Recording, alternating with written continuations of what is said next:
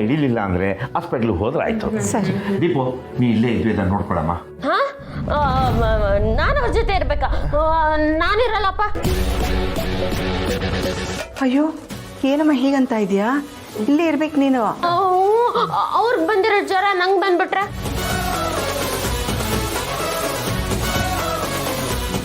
ನಾನಿರಲ್ಲಪ್ಪ. ಏನ್ರಿ ಇವಳು ಹೀಗೆ ಮಾತಾಡ್ತಿದ್ದಾಳೆ? ನೀನು ಇವ್ರ ಪಕ್ಕ ಕೂತ್ಕೊಂಡು ಅವ್ರ ಆರೈಕೆ ಮಾಡಮ್ಮ.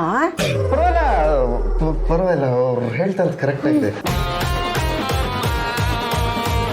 ಸುಮ್ಮನೆ ಯಾಕೆ ಅವ್ರಿಗೆ ನನ್ನಿಂದ ಜ್ವರ ಬಂದ್ಬಿಟ್ರೆ ಆಮೇಲೆ ಕರ್ಕೊಂಡು ಬಿಡಿ ಅವ್ರನ್ನ. ಆಹಾ, ಎಂತ ಗಂಡನಪ್ಪ ನೀನು. ಈಗಿನ ಕಾಲದ ಗಂಡಂದ್ರು ಜ್ವರ ಬಂದ್ರೆ ಹೆಂಡತಿ ಚಂದ ಜೊತೆನೇ ಇದ್ದು ಸೇವೆ ಮಾಡ್ತಾ ಇರಬೇಕು ಅಂತ ಬಯಸ್ತಾರೆ. ಆದರೆ ನೀನು ನನ್ನ ಹೆಂಡತಿಗೆ ನನ್ನಿಂದ ಜ್ವರ ಬರೋದು ಬೇಡ, ಅವಳನ್ನ ಕರ್ಕೊಂಡು ಹೋಗಿ ಅಂತ ಹೇಳ್ತಿದ್ಯಲ್ಲ.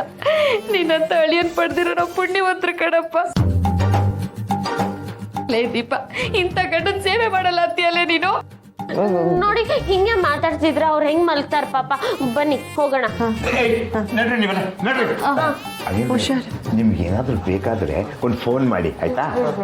ನಡ್ರಿ ನಡ್ರಿ. ದೀಪು ಬರಮ್ಮ.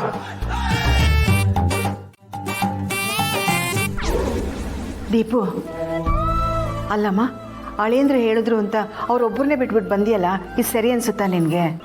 ಅಮ್ಮ, ಅವರೇ ಬೇಡ ಅಂದ್ರಲ್ವಾ? ಅವ್ರು 1000 ಹೇಳ್ತಾರೆ, ನೀನು ಹೇಗೆ ಬಂದೆ? ನೀನು ಹೋಗಮ್ಮ ನೀನು. ಅದು ನಾನು ಮದುವೆ ಆಗಿ ಹೊಸದ್ರಲ್ಲಿ ನಿಮ್ಮಪ್ಪನ ಬಿಟ್ಟು ಹೊರಗಡೆನೆ ಬರ್ತಿರ್ಲಿಲ್ಲ, ಯಾವಾಗಲೂ ರೂಮ್ನಲ್ಲೇ ಇರ್ತಾ ಇದೆ ಗೊತ್ತಾ? ಕೇಳು ನಿಮ್ಮಪ್ಪನ. ಅದು ನನಗೆ ಹುಷಾರಿಲ್ಲದೆ ಇದ್ದಾಗ ನೀನು ಯಾವಾಗಲೂ ನನ್ನ ಜೊತೆ ಇರ್ತಿದ್ದೆ ಅಂತ ಬಿಡಿಸಿ ಹೇಳು. ಅದೇ ಗಂಡನಿಗೆ ಹುಷಾರಿಲ್ಲದೆ ಇದ್ದಾಗ ನಾನು ಅವ್ರ ಜೊತೆನೇ ಇರ್ತಿದ್ದೆ. ಸ್ವಲ್ಪ ಬುದ್ಧಿ ಹೇಳ್ರಿ ನೀವು. ಲೇ, ಅವರೇ ಬೇಡ ಅಂತ ಹೇಳಿ ಕಳ್ಸಿದ್ರಲ್ಲೇ ನೀವು ಅವಳಾಡ್ದಂಗೆ ಆಡ್ತಿದ್ದೀರಲ್ರಿ. ಅಣ್ಣ, ನೀನು ನಿನ್ನ ಮಗಳನ್ನ ಬಿಟ್ಕೊಡಲ್ಲ ಅಲ್ಲ? ಅಲ್ಲಮ್ಮ, ಅಳಿಯಂದ್ರಿಗೆ ಜ್ವರ ಬಂದಿದೆ, ನೀನು ಅವ್ರ ಪಕ್ಕನೇ ಕೂತ್ಕೊಂಡು ಒದ್ದೆ ಬಟ್ಟೆ ಮಾಡಿ ಹಣೆಗೆ ಹಾಕ್ತಾನೆ ಇರಬೇಕು ಗೊತ್ತಾ?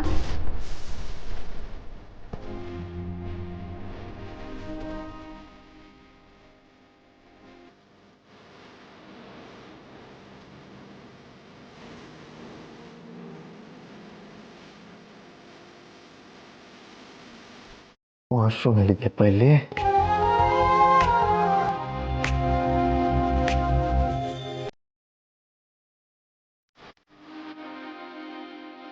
ನೋಡು, ಈಗ ಅವ್ರು ನಿನ್ನನ್ನು ಕರೀತಾರೆ. ದೀಪ, ಇಷ್ಟೊತ್ತಲ್ಲಿ ಯಾಕೆ ನೀನು ಫೋನು? ಎತ್ತು ಎತ್ತು ಹೇಳಿ. ಬೇಗ ರೂಮಿಗೆ ಬನ್ರಿ. ಯಾಕೆ?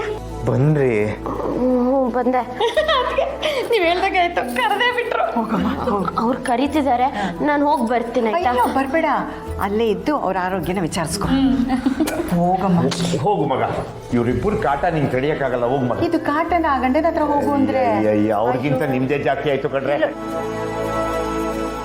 ಅಯ್ಯೋ, ನೀನೇನೆ ಹಾಗೆ ನೋಡ್ತಾ ಇದ್ಯಾ? ಅವಳು ಹೋಗಿದ್ದು ಅವ್ರ ಗಂಡನ ವಿಚಾರಿಸ್ಕೊಳಕ್ಕೆ.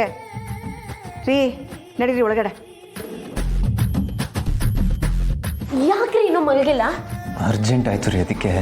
ಅದೇನಂತ ಅರ್ಜೆಂಟ್? ಸುಮ್ಮನೆ ಮಲ್ಕೊಳ್ಳಿ. ಅರ್ಜೆಂಟ್ ಅದಕ್ಕೆ ಹೆಂಗ್ರಿ ನಿಂತೆ ಬರುತ್ತೆ? ಅಯ್ಯೋ, ಹೇಳಿ ಏನ್ ಅರ್ಜೆಂಟು? ಸೂಕ್ಷ್ಮ ಅರ್ಥ ಆಗಲ್ವಲ್ರಿ ನಿಮ್ಗೆ? ವಾಶ್ರೂಮ್ಗೆ ಹೋಗ್ಬೇಕ್ರಿ. ಅದಾ, ಸರಿ ಬನ್ನಿ ಆಚೆ ಹೋಗೋಣ. ಆಚೆ ಎಲ್ಲ ಬರಲ್ಲ ನಾನು. ಮತ್ತೆ ಹಿಂಗೆ ಇರ್ತೀರಾ? ಹಂಗಲ್ಲ ರೀ, ಅರ್ಜೆಂಟ್ ಅಂತ ಆಚೆ ಕರ್ಕೊಂಡು ಹೋಗ್ತಿರಲ್ರಿ. ಅಯ್ಯೋ, ಆಚೆ ಅಂದ್ರೆ ಮನೆ ಆಚೆ ಅಲ್ಲ, ರೂಮ್ ಆಚೆ. ಸರಿ, ಎಲ್ಲರ ಪ್ರಕಾರ ನಿಮ್ಗೆ ಜ್ವರ ಬಂದಿದೆ, ಸುಮ್ಮನೆ ಬನ್ನಿ. ಬನ್ನಿ. ನಾನು ಮುಂಬೈಗೆ ಹೋಗ್ತೀನಿ ಶೂಟಿಂಗ್ಗೆ, ದೊಡ್ಡ ಹೀರೋನ್ ಆಗ್ಬಿಡ್ತೀನಿ ಅಂತ ಎಕ್ಸೈಟ್ಮೆಂಟಲ್ಲಿ ರೂಮಲ್ಲಿ ಬಟ್ಟೆನ ಪ್ಯಾಕ್ ಮಾಡ್ಕೊಂಡು ಕೂತಿದ್ದಾಳೆ. ನೀ ನಿಜವಾಗ್ಲೂ ಅವಳನ್ನ ಮುಂಬೈಗೆ ಕಳಿಸ್ತಿಲ್ಲ ಅಲ್ವಾ? ಖಂಡಿತ ಇಲ್ಲ. ಹಾಗಾದ್ರೆ ಪ್ಲಾನ್ ಎಲ್ಲ ನೀಟಾಗಿ ಮಾಡ್ಕೊಂಡಿದ್ಯಾ? ಏನು ಎಡವಟ್ ಆಗಲ್ಲ ತಾನೆ? ಈ ಅರವಿಂದ್ ಒಂದ್ಸರಿ ಪ್ಲಾನ್ ಮಾಡ್ದ ಅಂದ್ರೆ ಅದು ಫ್ಲಾಪ್ ಆಗೋ ಚಾನ್ಸೇ ಇಲ್ಲ. ಇನ್ನೇನು ಸ್ವಲ್ಪ ಹೊತ್ತಲ್ಲಿ ಕಾರ್ ಬರುತ್ತೆ. ಅವಳು ಹೋಗ್ಬೇಕಾಗಿರೋ ಜಾಗ ಹತ್ರ ಹೋಗಲ್ಲ, ಅವಳ ಡೆಸ್ಟಿನೇಷನೇ ಬೇರೆ. ಅರವಿಂದ್, ಯಾವ ಡೆಸ್ಟಿನೇಷನ್ ಬಗ್ಗೆ ಮಾತಾಡ್ತಿದ್ದೀರಾ?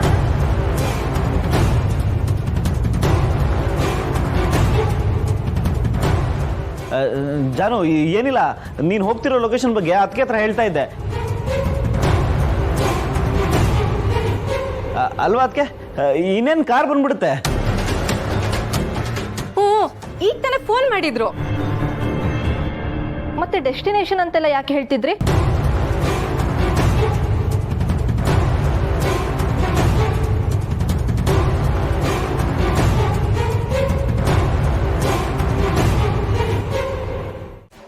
ಸ್ನಾನಕ್ಕೆ ಹೋಗ್ತೀರಾ? ಮೊದಲು ಕಾಫಿ ಕುಡಿತೀನಿ. ಸರಿ ತರ್ತೀನಿ. ಕಾಫಿ ಇವಳು ನಾನು ಬಾರಿಸ್ಬೇಕು. ಏ ದೀಪ, ಏನ್ ತರಕ್ಕೆ ಹೋಗ್ತಿದ್ಯಾ?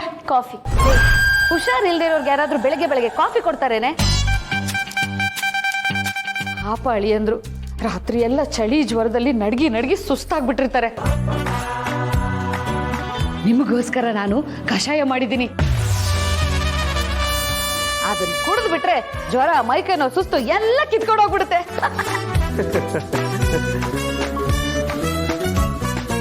ಕಷಾಯ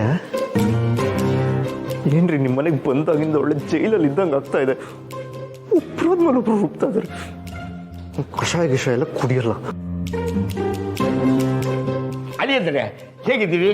ಪೊಲೀಸಪ್ಪ, ನಾನು ಆಗ್ಲೇ ಹೇಳ್ನಲ್ವಾ, ಹುಷಾರಾಗೇ ಇದ್ದಾರೆ. ಮಗ, ನಿನ್ನ ಬಾಯಿಂದ ಅಳಿಯಂದ್ರು ಹುಷಾರಾಗಿದ್ದಾರೆ ಅಂತ ಕೇಳಿದೆ. ಆದ್ರೆ ಅವರು ಒಂದ್ಸಲ ಹೇಳಿದ್ರೆ ಖುಷಿ ಆಗುತ್ತಲ್ವಾ? ಹುಷಾರಾಗಿದ್ದೀನಿ. ತಗೊಳ್ಳಿ ಕಷಾಯ ತಗೊಳ್ಳಿ. ಅವ್ರು ಕುಡಿಯಲ್ವಂತೆ, ಅವ್ರಿಗೆ ಇಷ್ಟ